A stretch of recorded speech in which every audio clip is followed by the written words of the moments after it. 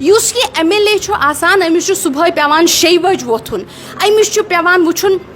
Macadamisation کتھ roads چھِ کرٕنۍ أمِس چھُ پیٚوان وٕچھُن محلس منٛز کُس چھُ بٮ۪مار أمِس چھُ پیٚوان وٕچھُن محلس منٛز کٔمِس چھُ کورِ خاندر أمِس چھُ پیٚوان وٕچھُن یہ اس علاقے کا آپ سمجھیے ایک طرح سے سربراہ ہوتا ہے یہ صبح نکلتا ہے شام کو واپس آتا ہے اس کو 50,000 روپے تو آپ اس کی تنخواہ پہ بات کرتے ہیں اس کو 50,000 روپے تو اس کے تیل پہ ہی خرچ ہو جاتا ہے. یہ جب نیشنل کانفرنس حکومت میں آئی جب ہم لوگوں نے جموں اور کشمیر کی عوام کی مدد سے حکومت بنائی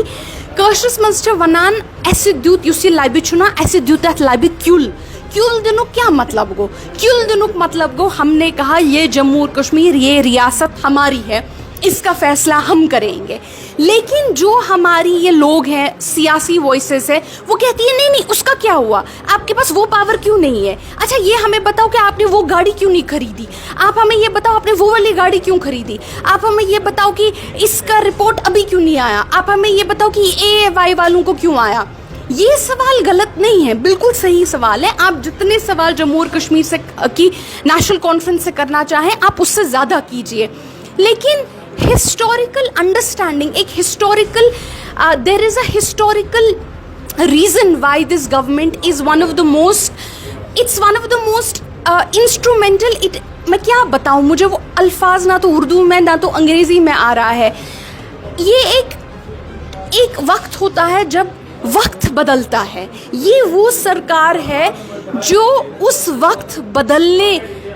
کا جو یہ پیریڈ ہے اس میں اس نے یہ شروعات کی ہے. کون سا وقت اس سرکار نے بدلایا ہے ہم نے وہ وقت بدلایا ہے جب جموں اور کشمیر کی عوام کی کوئی سنوائی نہیں ہوتی تھی ہم نے وہ وقت بدلایا ہے جب یہاں کے ایم ایل ایز جو ہمارا اسمبلی تھا جہاں ایم ایل ایز بیٹھ کے جموں اور کشمیر کی عوام کی بات کرتے ہیں اس کو ایک تھیٹر بنایا گیا تھا. آپ جانتے ہیں کہ جموں کے اسمبلی کو ایک تھیٹر بنایا گیا تھا وہاں فلمیں شوٹ ہوتی تھی. یہ جموں اور کشمیر کے لوگوں کی جو ہے ان کی آواز کو اس قدر ذلیل کیا گیا تھا. یہ جو یم آز یم ایم ایل اے چھ یہ چھو ایم ایل اے دیوان کیول ات دیوارس پہ یہ ونان یہ سن ریاست یہ ات کرو اس فیصلہ اس کی ہسٹوریکل امپورٹنس سمجھنے کی ضرورت ہے. اس ایم ایل اے کی اکثر ہم نے کچھ لوگوں کو دیکھا ہے یار یہ ایم ایل اے گاڑیوں میں گھومتے ہیں یہی ہم سنتے ہیں نا گاڑیوں میں گھومتے ہیں. ایک ایم ایل اے کی سیلری اراؤنڈ 1.5 لاکھ روپے ہوتی ہے. اس ایم ایل اے کو اپنی جو اس کا تیل ہی 50-60 ہزار روپے کا جاتا ہے کیونکہ یوما چھو ڈی سی کا جب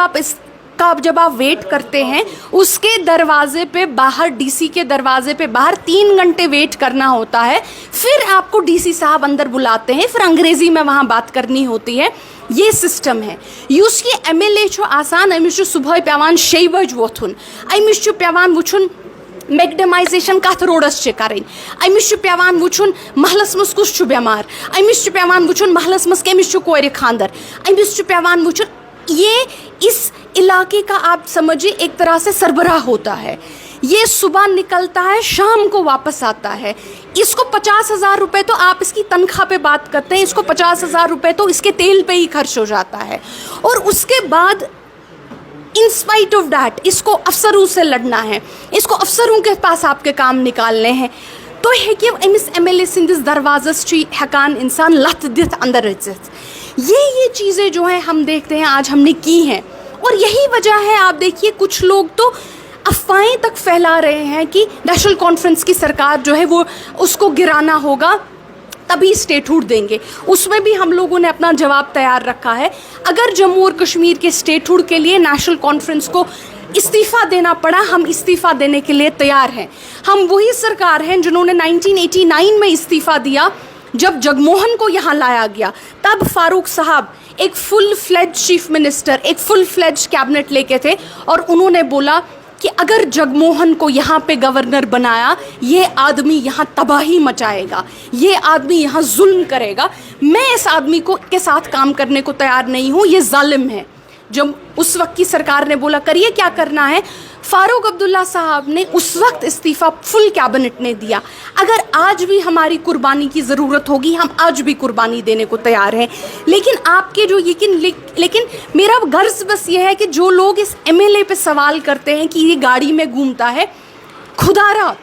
بیٹھیے सोचिए और देखिए कि इस एमएलए की ज़िंदगी क्या है, ये किस तरह से इस वक्त डटा हुआ है और ये अपने लिए नहीं डटा है, ये आपके लिए, हमारे लिए डटा है।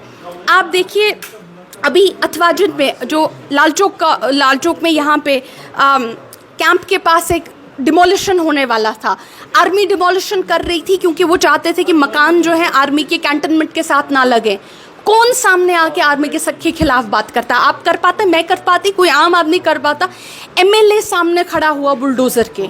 यही एक एमएलए की इम्पोर्टेंस होती है। वो इस कौम के, आपके इलाकों के सरबराह हैं। तिमन छु योरे चंद मज गछान, तिमन छुन यवान के, तिमन छु योरे नेरान। इसीलिए जो ये लोग हमारे एमएलएओं के खिलाफ एक साजिश कर रहे हैं, उन पे सवाल कर रहे हैं, मैं कहती हूँ आप अपने गिरेबान में झांक के देखिए आप किस पे सवाल करते हैं।